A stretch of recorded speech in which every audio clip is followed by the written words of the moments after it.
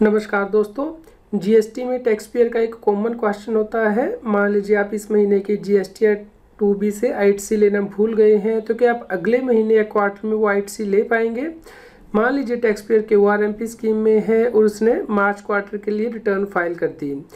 GST या 2B में ITC आ रहा था जो कि उसने नहीं लिया। क्या वो आईटीसी नेक्स्ट क्वार्टर में यानी कि जून क्वार्टर में अवेल कर सकता है, क्योंकि इस केस में तो मार्च क्वार्टर का जो जीएसटी या 2B था उसमें आईटीसी आ रहा था, तो जून क्वार्टर का जो जीएसटी या 2B है उसमें वो इनवाइसेस का आईटीसी नहीं आएगा।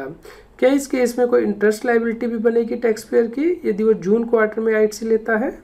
दोस्तों, इस केस में आपको रूल 36 को रेफर करना है सीजीएसटी रूल में, जिसमें कि सब रूल 4 दिया गया है, जो कि यह कहता है कि व्यक्ति इनपुट टैक्स क्रेडिट तभी क्लेम कर सकता है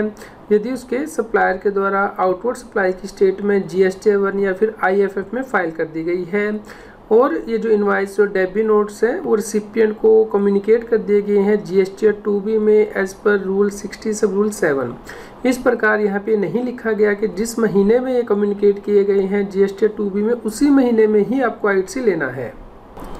दोस्तों, यदि आप रूल 60 देखते हैं सीजीएसटी रूल का, तो यहाँ पे सब रूल 7 दिया गया है, जो कि यह कहता है कि जीएसटी या 2B में जो डिटेल है वो ऑटो ड्राफ्टर स्टेटमेंट हर महीने टैक्स पेयर को उपलब्ध कराई जाएगी। यानी कि जैसे ही व्यक्ति GST-1 फाइल कर देगा उसकी ड्यू डेट के ख़त्म हो जाने के बाद ये डिटेल उपलब्ध कराई जाएगी। इसी प्रकार यदि व्यक्ति क्वार्टरली रिटर्न फाइल करता है तो उस केस में वो IFF फाइल करता है पहले 2 महीनों के लिए, तो इसकी ड्यू डेट के ख़त्म होने के बाद ये डिटेल उपलब्ध कराई जाएगी और तीसरे महीने में जैसे ही GST-1 फाइल की जाएगी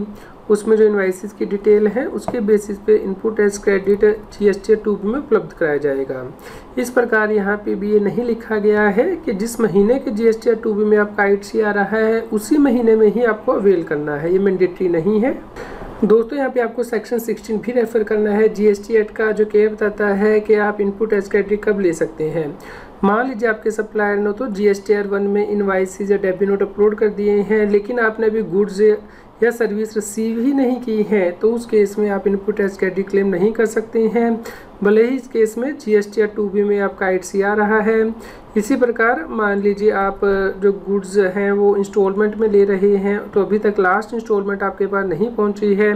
तब भी आप आईटीसी क्लेम नहीं कर सकते हैं, भले ही वो आपके GST या 2B में आ रहा है। इस प्रकार ये जरूरी नहीं है कि जो GST या 2B में आईटीसी आ रहा है वो आपको उसी महीने में लेना है जिस महीने के वो GST पोर्टल पे आपको उपलब्ध कराया गया है। दोस्तों, यहाँ पे आपको जीएसटी एक्ट का सेक्शन 16 सब सेक्शन 4 रेफर करना है, जो क्या कहता है कि इनपुट टैक्स क्रेडिट को क्लेम करने की लास्ट डेट क्या है।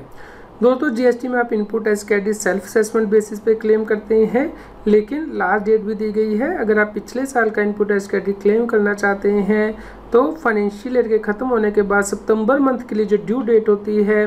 जीएसटी के रिटर्न को फाइल करने की GST या 3B को, उस डेट तक आप आईटीसी क्लेम कर सकते हैं, या फिर यदि आप एनुअल रिटर्न इस डेट से पहले फाइल कर देते हैं तो उस डेट तक। इस प्रकार मान लीजिए आप मंथली रिटर्न फाइलर हैं तो फाइनेंशियल ईयर 21-22 का आप आईटीसी 20 अक्टूबर 2022 तक क्लेम कर सकते हैं। तो दोस्तों, इस प्रकार आप जून क्वार्टर में अपने आईटीसी ले सकते हैं, भले ही जो GST 2B है वो मार्च में आपको कम्युनिकेट कर दिया गया था, उसमें आपकी आईटीसी की डिटेल अवेलेबल थी। तो इस प्रकार आप सितंबर मंथ के लिए जो ड्यू डेट है उस डेट तक पिछले साल का जो इनपुट टैक्स क्रेडिट है वो क्लेम कर सकते हैं। तो इस प्रकार ये ज़रूरी नहीं है कि जिस महीने की GST या 2B में आपका आईटीसी आ रहा है उसी महीने आपको आईटीसी क्लेम करना है। आपको दूसरी कंडीशन भी चेक करनी है आईटीसी क्लेम करने के लिए, जैसे कि आपने गुड्स और सर्विस रिसीव कर ली हो